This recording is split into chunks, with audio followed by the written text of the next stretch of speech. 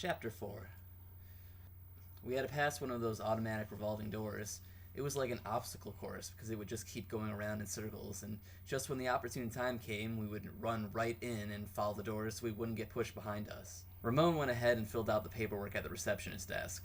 We figured since he was having abdominal pains that they would let him right in. He just went in and sat down in the waiting room. Sam asked, "Well?" They told me I had to wait. Manny and Sam looked at each other and Manny announced, "Let's go eat." Sam said, "Yeah, we gotta go meet our dad." "Have fun, Ramon." Ramon said, "Wait, bring me something."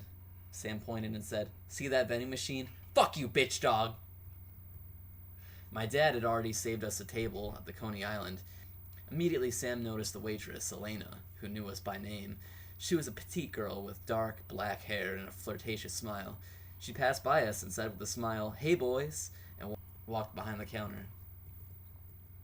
The three of us looked at her in awe, and Sam nudged me and said, "You should ask her out on a date." "That's okay." "You're sounding like Ramon. I'm sure she would say yes." "I'm sure she would, too." My dad invited us to the table. I sat next to my dad with my brothers across from me. Spread in front of him was neatly stacked papers with a black stamp on the cover sheet. It was the one that caught our eye at the table.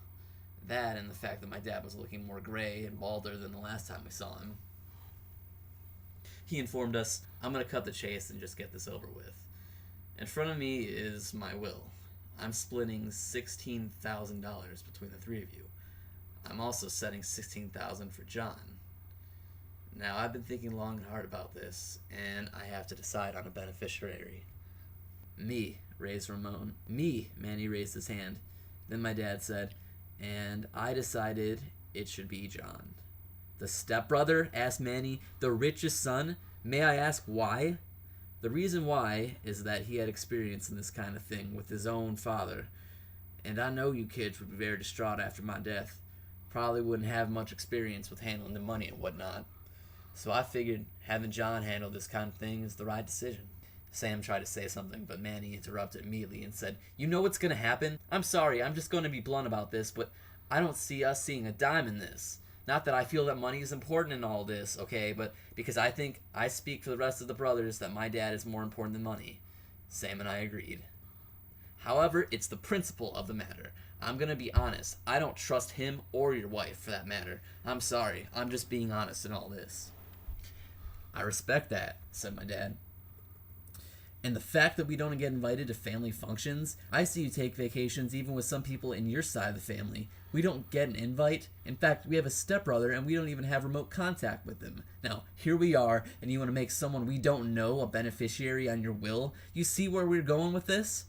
And believe me, I thought about that too, but hear me out. John has invited all of you to his daughter's birthday party. Manny laughed. "Oh, so now he's inviting us to stuff." "This was before I put him as a beneficiary. His wife felt it would be best to get to know the family. It's a formal party, and I would even consider you all to bring a date if you can. But they would very much like to get to know you guys and start on a clean slate."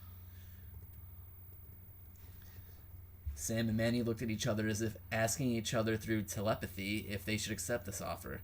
My dad didn't give them too much time to talk and said, "Just think about it. You don't have to come up with a decision right away." "I'm in," said Manny. "I'm in too," said Sam. Manny looked at me. "Tyler, are you in?" "Yeah," I said. "You know this means we have to find you a date, right?" informed Sam. Then I said, "I can find my own dates, thank you very much." Finally, my dad said, "Now that's settled. I have one more thing to address." We got quiet. "As you know, my brothers and I cannot take over your grandpa's house. As of next week, it's going up for sale. I highly suggest coming out to Ohio and picking up whatever it is that you want before we auction it for sale." "Why can't John take it?" asked Manny. "He doesn't want it," said my dad. Our waitress finally came, no doubt knowing the importance of the meeting was dwindling down, and asked, "Hi, boys, can I start you off with something to drink?" Sam said, "Hey, Elena, could you be my brother's date to a formal party?" I immediately got nervous and said, "Oh, please don't listen to my brother." My dad was paying the bill when the three of us opened the glass doors to the inviting cool air. Manny was picking his teeth with a complimentary toothpick from the jar, and Sam and I enjoyed watching our cold breath exhaling out. Sam turned to me and said, "You know she would have gone with you, right?" "I already have somebody." Before Sam asked anything, Manny interrupted and said, "That's some real bullshit right there. You know what's gonna happen, right?" "Just like you said," Sam agreed. Manny looked off and said, "We aren't gonna see a dime of that money." Our dad walked out the glass doors with us and comforted his hand in the coat pockets from the cold. He asked us, "So, what's your plans today?" Sam asked Manny, "Yeah, aren't we forgetting something?" Manny asked, "Did I leave the oven on?" Sam asked, "Did I forget to lock the door?" I asked, "I think I forgot my wallet." Then Sam said, "Oh, wait." The three of us announced in unison, "Ramon!" We didn't want to, but we had to pick up Ramon from the hospital. He was back in the waiting room watching some talk show we never heard of on the mounted TV. We figured he was waiting for a long time just by the way he immediately stood up when he saw us. "Well?" "Oh, it's nothing," replied Ramon. "What do you mean it's nothing?" asked Sam. "It had to be something that we rushed all the way here for." "Oh, I just got hepatitis is all." "Hepatitis?" they said at once. The drive home had to be the fastest Sam has ever drove. I was stuck in the back seat with the diseased Ramon, as Sam and Manny just made matters worse with their mouth. Truth be told, I was feeling bad for Ramon, but picking on him during this endeavor helped us forget the meeting with our dad earlier. "Drive fast, Sam," shouted Manny. "I am. I don't want hepatitis in my back seat." "Hey, I'm stuck back here with him," I shouted. "Come on, you guys. I just got it from a toilet seat. Besides, it's only Hep A. If it was hepatitis C, I would understand." "Good," said Sam. "Then you'll understand that we have to disinfect this car when we kick your ass out."